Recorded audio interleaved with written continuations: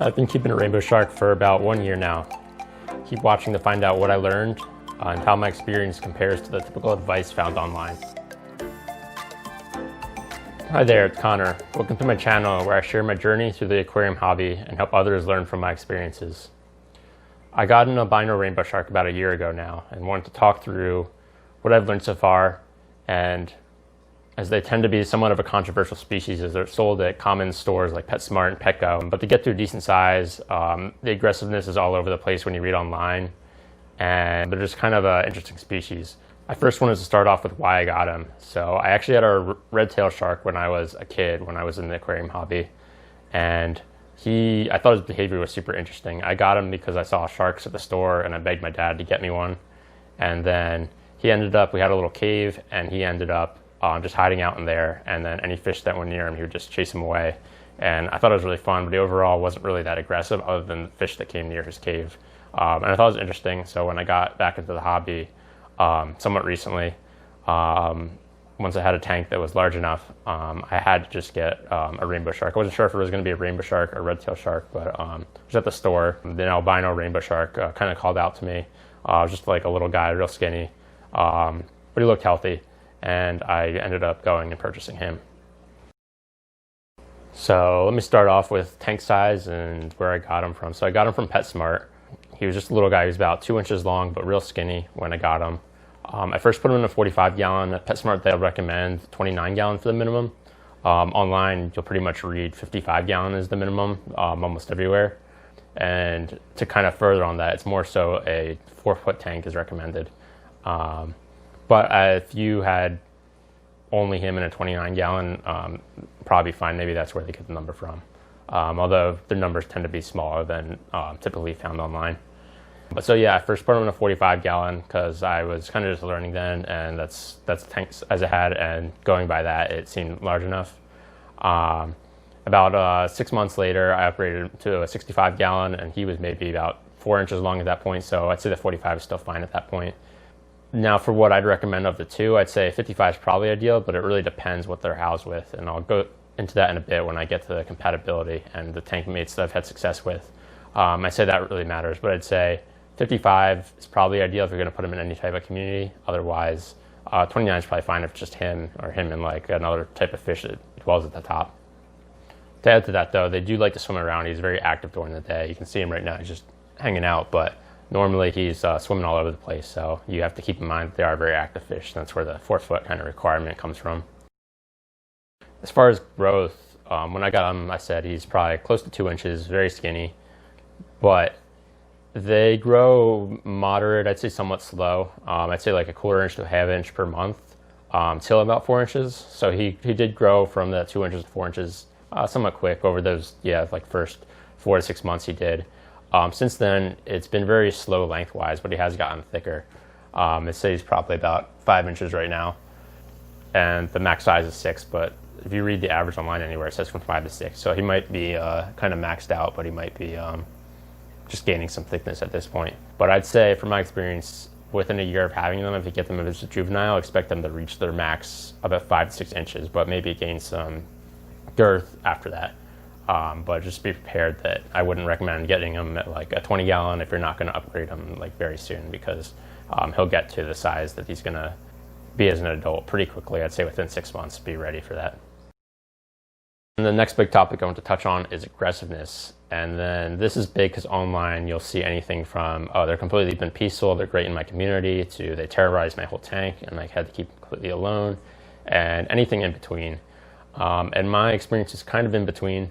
I'll say it really depended on tank mates. So the tank I have them in right now, I have clown loaches, angelfish, blood parrots, and some Julii cories.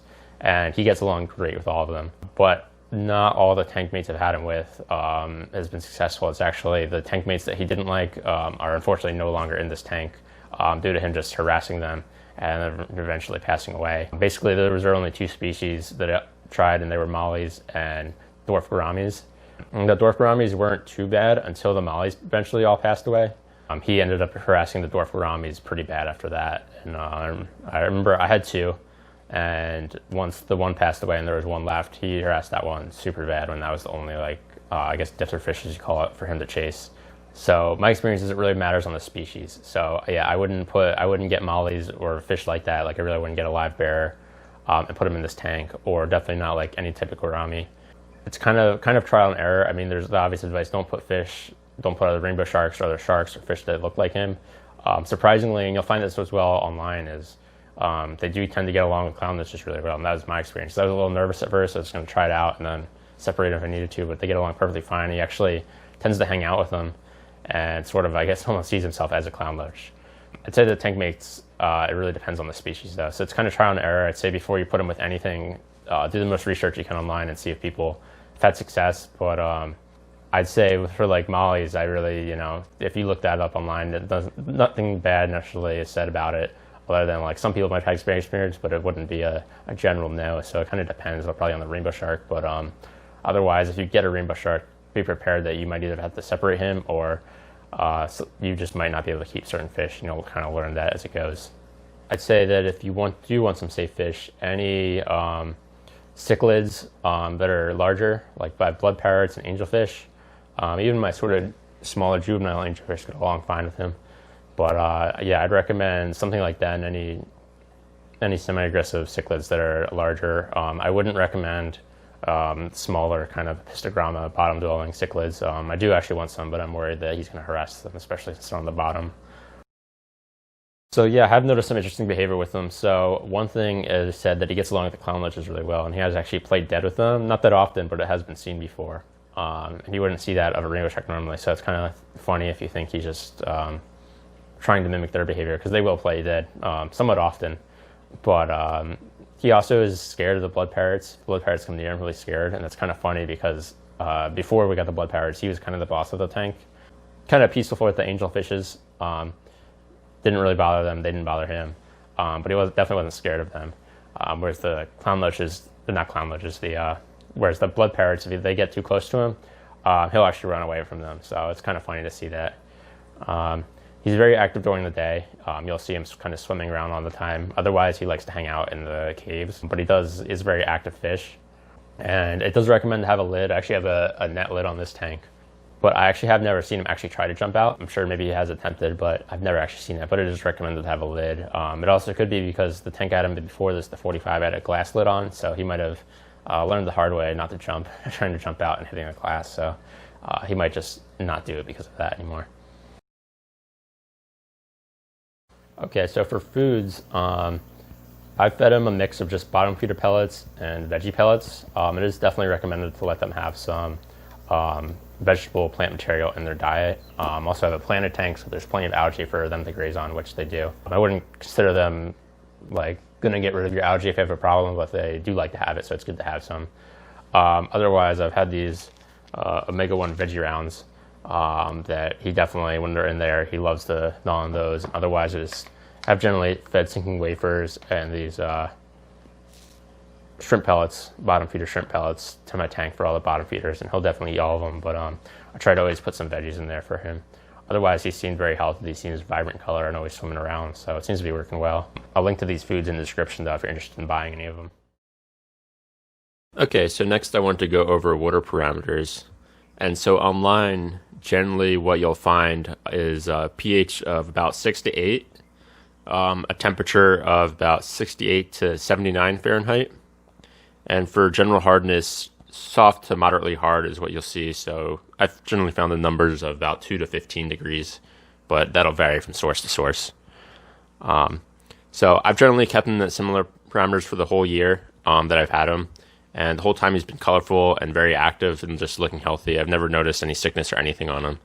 And for temperature, I kept them at the upper range of what I said. So I kept them anywhere between 78 to 80. I'm trying to hover around 79, and mostly because I have clown loaches. So ideally, I'd actually keep it higher for them, but I want to keep it at the my rainbow shark's range too. So I kind of keep it right at his upper range. And he seemed fine to that. Seemed very active and no health problems. So I'm going to keep it like that for now. For pH, it's always been right between 7.4 and 7.5. My tap water comes out right at that, and for all the fish I keep, that's fine. So I always just keep it right at that and don't try to adjust it. And every time I've tested, it's always been right, consistently, pretty much right at 7.4, 7.5, depending on the test kit. For hardness, usually it's been anywhere from 10 to 14 degrees. Earlier on keeping them, it was lower, more towards the 10 range, and now it's probably in the middle of that, 12, 13, but it's probably been the hardest, maybe 14, 15 max. But overall, pretty consistent between that range. I did move one, so that's why I was kind of lower at first, and now it's a few degrees higher. And then I wanted to go over the water changes I do for him also real quick. When I first got him, he was in the 45 gallon. I would do one time a week for about 30%. And now that he's in the 65 gallon, I do 2 times a week for 25% each. And the tank, the 65, would actually be totally fine with once a week. But I have a goldfish tank and it's in the same rooms. And that one, it seems to be much better if I do it twice a week. So I just do them both at the same time. I have a Python, so it just makes it easy to do them both, and it keeps the nitrates pretty low. While I've had them, I've barely ever seen the nitrates go above 40 ppm. It's usually fluctuating about 20 ppm. In the 45 gallon, when I was doing it once a week, it sometimes would get that high, but now on the 65 gallon, pretty much is always around 20 anytime I test. Probably gets a little bit lower after a water change, and then right before a water change at that are a bit higher.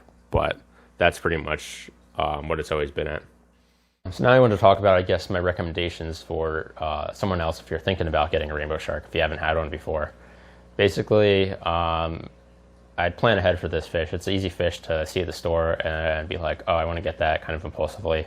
I would make sure you have the right tank and think about the fish you have in the tank first. You'll see online kind of the big requirement is don't have any fish that look like them. And I'd make sure if you do have anything like that, any like Siamese algae eaters or any other type of sharks, valor sharks or anything, definitely recommended not to do it. Otherwise, yeah, I would put them more in with robust fish, like robust American cichlids and such like that. But otherwise, yeah, just think about it before you get them and do some research. Hopefully this video helped, but it's kind of it seems from all the different advice online, it's kind of all over the place. It depends on the fish. So the best you can do is have the right tank and have tank mates that you know won't be a problem from the start. And then to kind of further follow up on that, would I get a rainbow shark again in the future? And my overall answer is probably not, mostly because it's kind of limited the fish I could put in this tank. I like a community tank where I can get different types of fish and experiment, but I'm very happy with what the tank has now. Everyone gets along great, but I am worried that if I tried to add a different type of species, my rainbow shark would bother them. So I'm kind of limiting to that for now.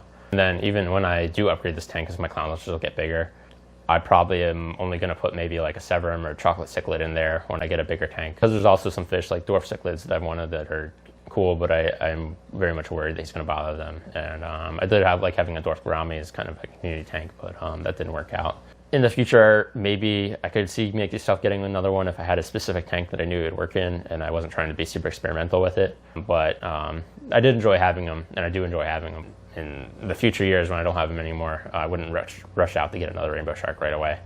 So yeah, that's kind of my thoughts and my experience. But thanks for checking out my video. I'd love to hear others' experience in rainbow sharks in the comments. I have a few videos like this coming out soon with my year experience on a few other different fish. So please subscribe to see those ready to come out, and I'll catch everyone in the next video.